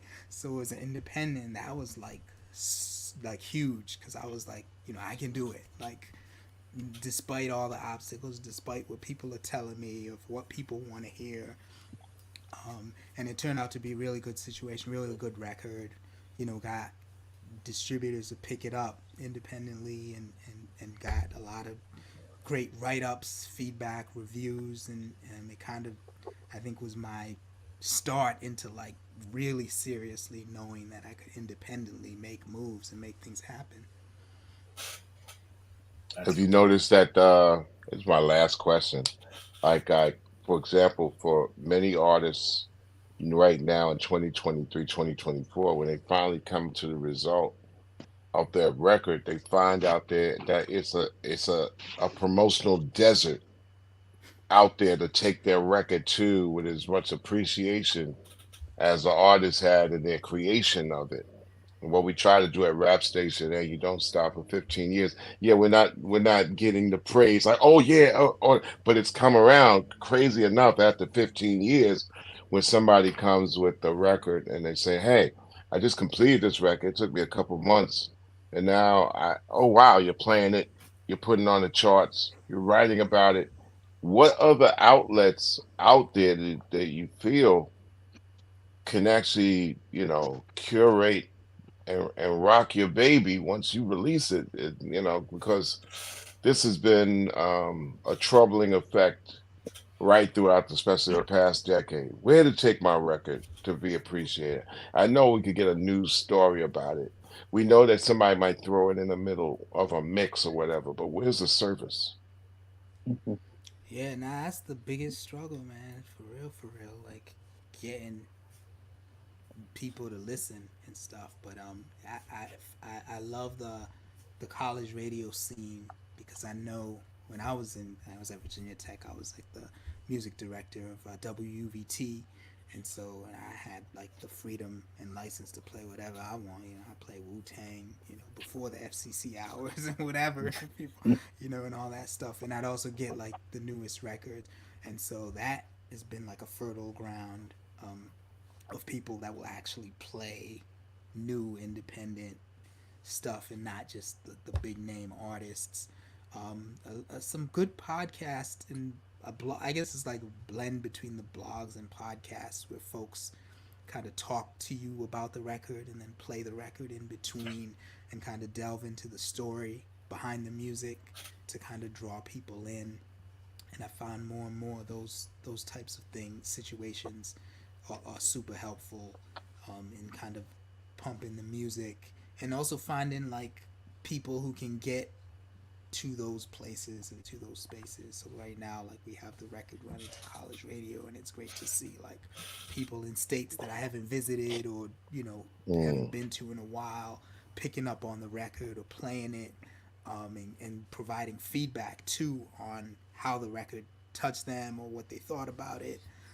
And Doc, I know you saw, like, actually y'all put up like a bunch of quotes from different DJs, because like that helps you to know, like, okay, yeah, we in the right vein, right? Like this thing hit, like this had the intended effect.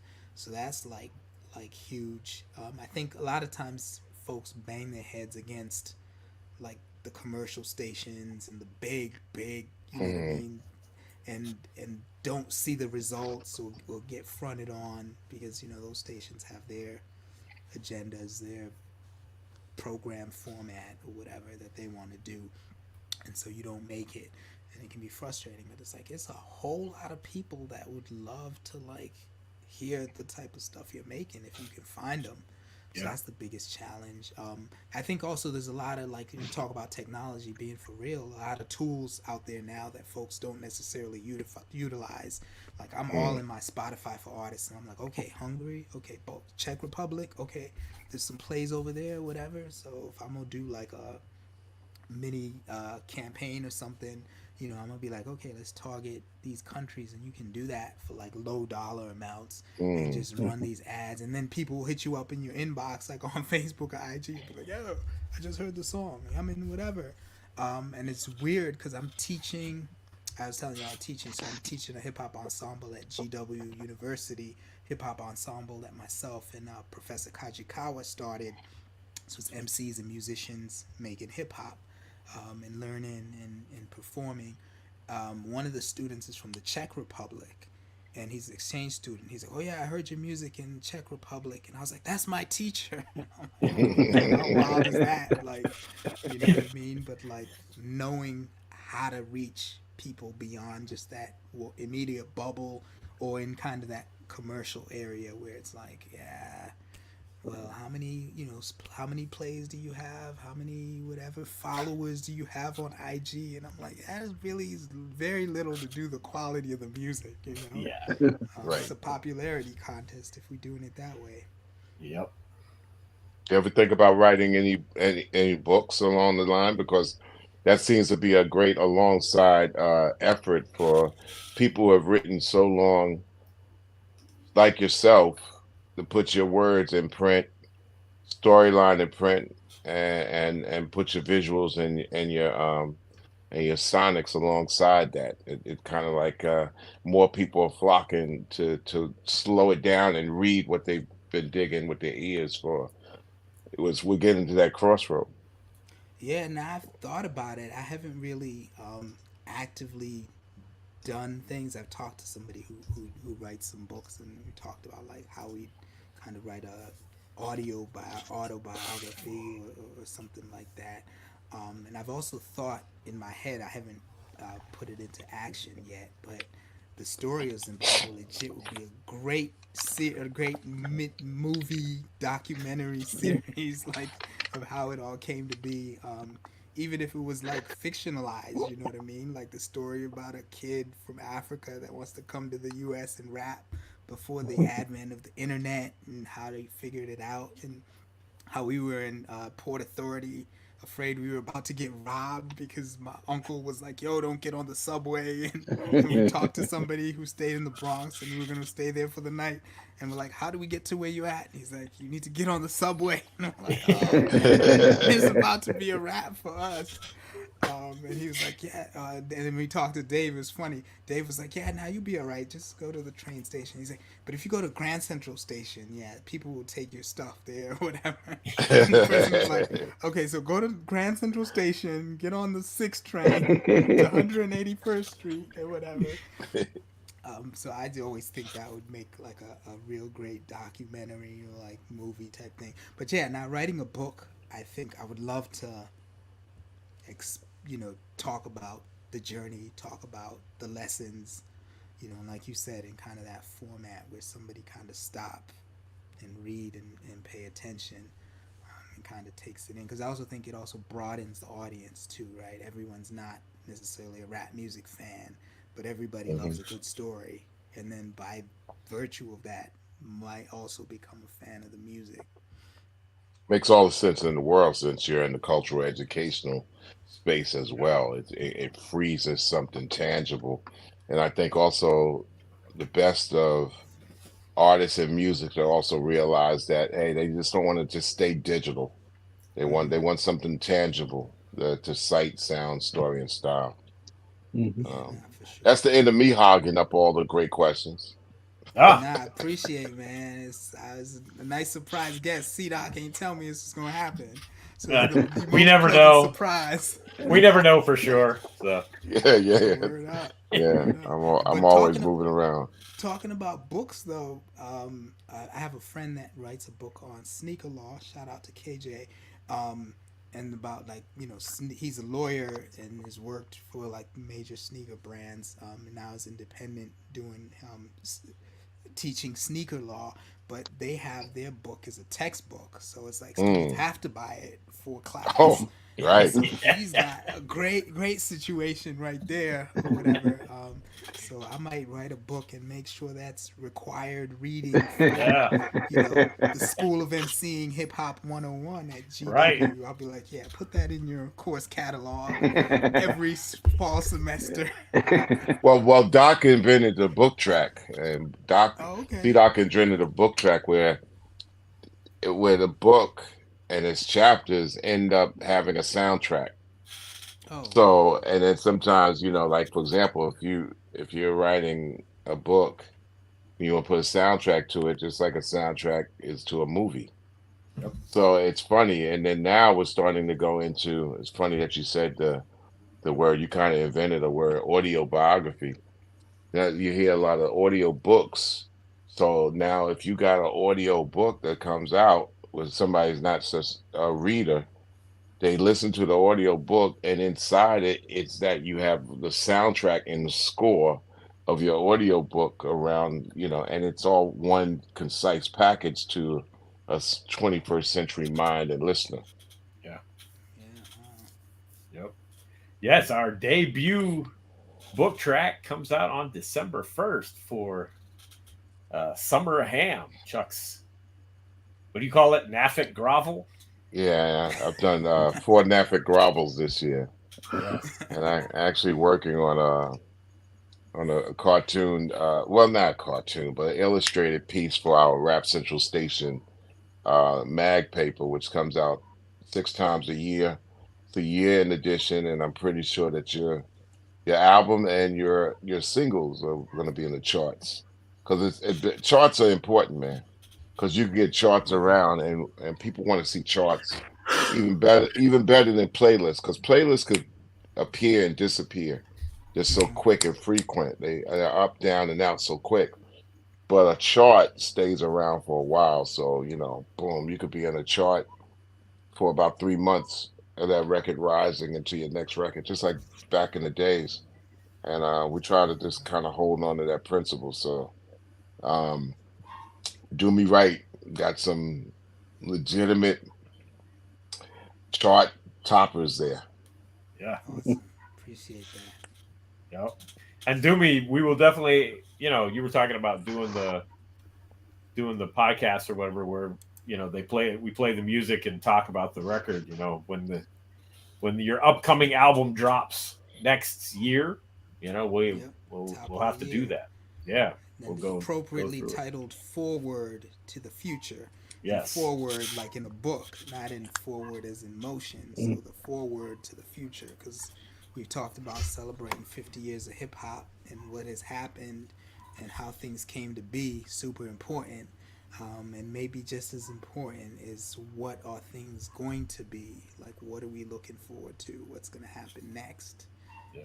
Just to make sure that we persist and persevere and can influence generations to come. So it's definitely like important. Keep that in mind, and so I'm gonna keep doing that, and also reaching back to the talk about the next generation on the album, but also just as working and collaborating with 2 MCs from Zimbabwe, Outspoken. He's like one of the dopest activist MCs out of Zimbabwe. Has gotten himself yeah, dope MC from Zimbabwe. Don't want to say anything that will put him in a situation, but yeah, super dope MC, Outspoken, and then Psychotech, who's another MC who's talk about doing damage in my native language. Woof. This brother kills it with the vernacular raps and going back and forth, which is really slick. Cause it's crazy. Flip it on you or whatever. So yeah, doing stuff like that, man, and more bangers, more special guests, more conceptual, dope rhymes and rhythm and soul and kind of global influences in the music. Yep. Fantastic. Well, do me right. Thank you for joining us tonight, hanging out. Word up. I appreciate it. Thank Yeah. you.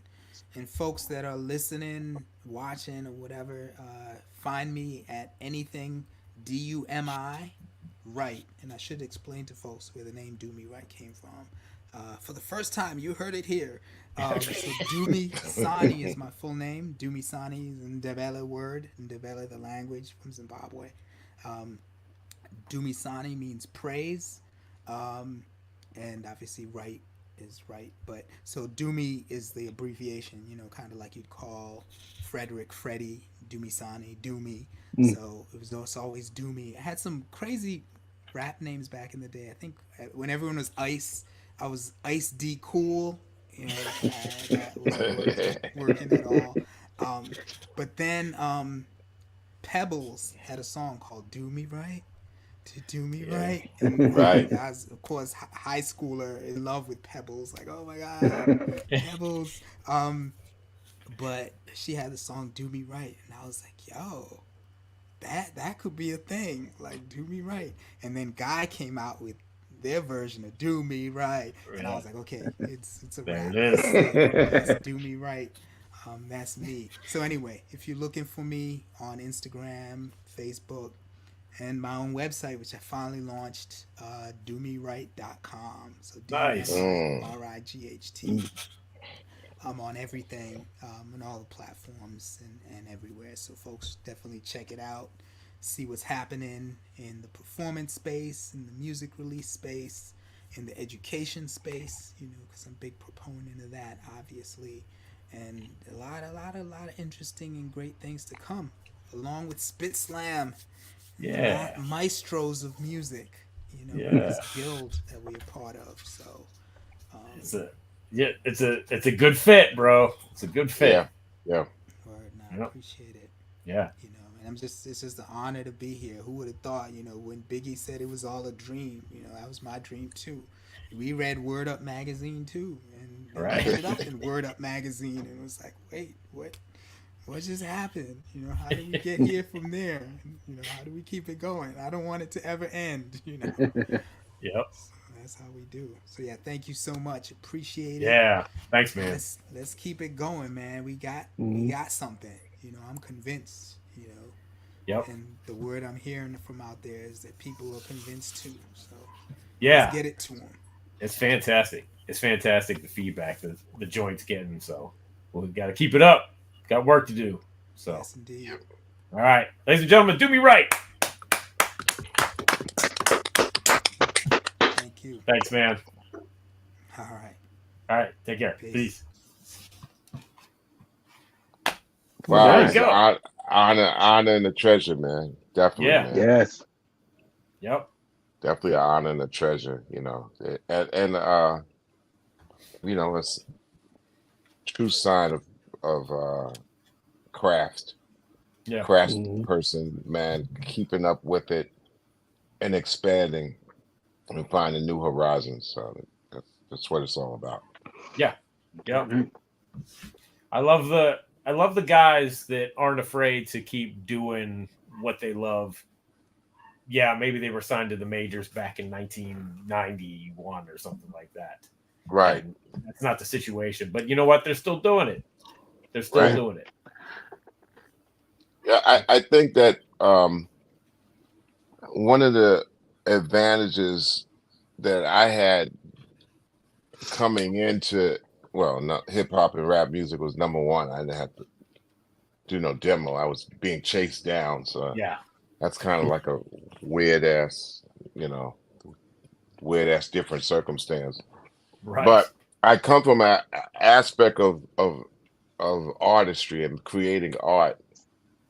And when you're doing that, you really don't make art for nobody else. I mean, I've said that on this show before. It's like you just do art and then you're caught by surprise when somebody says, "Oh, I dig it." Yeah. And I've come full circle into that, saying pretty much it's like, I don't care if you like it or not, but I'm going to craft it out, So now my life is about every second documenting whatever my head is and into art, actually making this actually, as we're talking and all that, I'm doing like a final piece for the mag paper, and I said, why not? I'll do a strip, but back to what I was saying about music, you almost got to go into there with the same attitude, like, yo, this is dope, and you're just catching up to this. Yeah. Yep. And if you don't catch up to it, that's on you. I feel sorry that you don't understand how dope this is. Yeah. Right. And I just think that's something that will always keep art alive, because it lives longer than all of us. And I was making a year in, it's like I put it in, get the sneak preview on it, studio year in 50. I'm making a page, and I come across like, wow, a little caption, Dave from De La Soul, and also Mark the 45 King. And I'll put a couple more in this square little box, and I'm like, wow, they're here, but they're not here, Yeah. Right. So your art lives well beyond yourself, Yes. Yep. And Yes, and it's a reason to keep on doing it, because you add life to it. Now somebody might just say, we're talking some spooky, utopian, hippie type of thing here, but listen, this guy was coming across, I mean, to jump from one thing, but this, me, Mr. Cryptic person.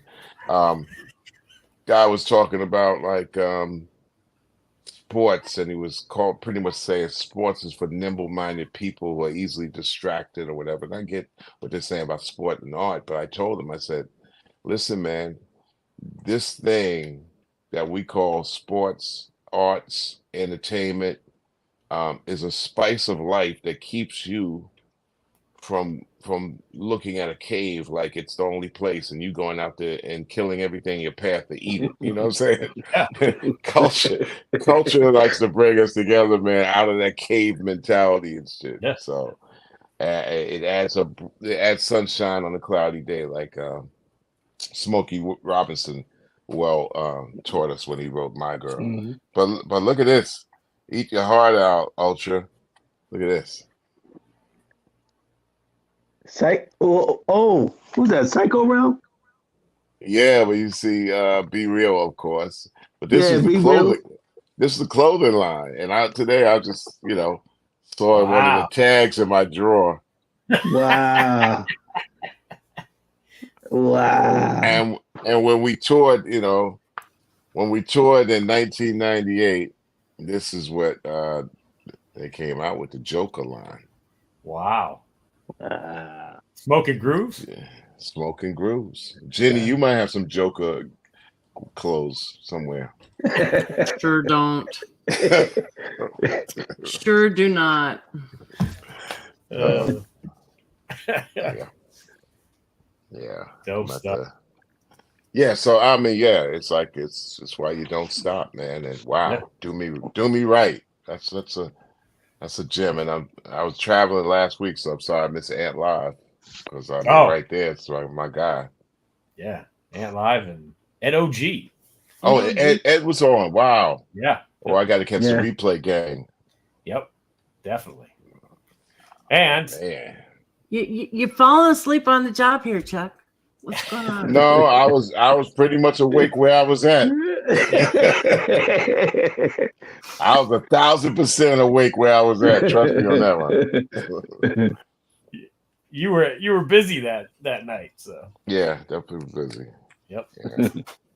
Yeah. So you can check out Dumi Writes music. His all the Zimbabwe legit stuff. And he's got the new single on that is released by the SpitSLAM Record Label Group.